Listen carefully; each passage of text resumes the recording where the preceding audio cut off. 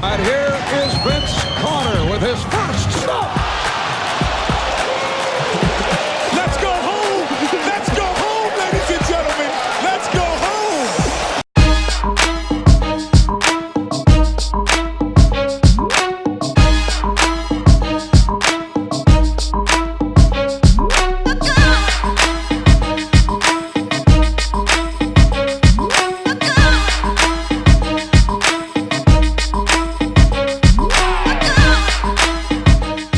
Vince Carter has pushed himself as hard as he should have pushed himself. In years past, no. Getting the opportunity to get a fresh start with New Jersey has made me want to attack the basket for a lot of reasons.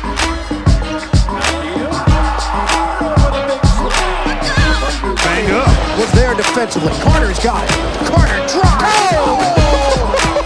Big finish. Carter up top. Carter!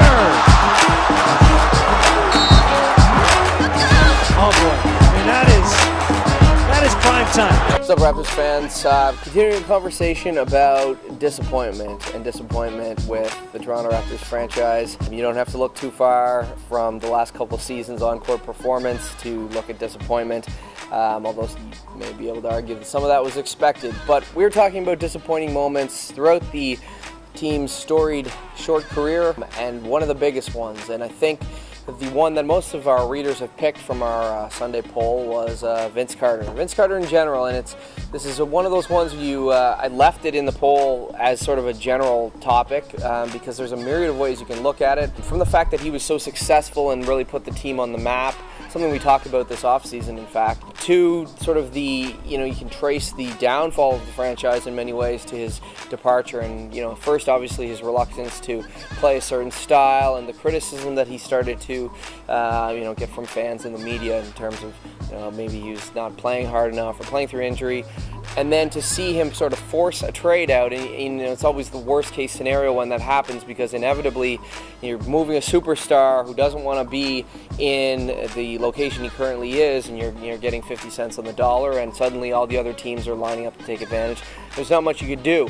Now, the other part of that is if you had another GM other than Rob Babcock, who I don't think any of us would say would be our GM of the year candidate ever, then did that exacerbate the situation? Because lockstep with the disappointment of Vince is what was obtained for Vince. In fact, it was very marginal. It was Eric and Aaron Williams, who really didn't play much for the team. Definitely didn't have a huge, weren't huge factors in terms of the team's future. The draft pick was Joey Graham, again, quite marginal. Alonzo Mourning was sort of the big name, but he didn't even report, and the Raptors signed off on the deal knowing that and said, fine, we're going to just dump that salary. And then the other piece of that, there's one piece that I think some people forget, is that there was another draft pick. There were two picks involved, and that second pick, I believe, was used to sort of grease the skids to get Jalen Rose out of Toronto, and when Brian Colangelo came on board. But it really, you talk about a redeeming quality, not so much.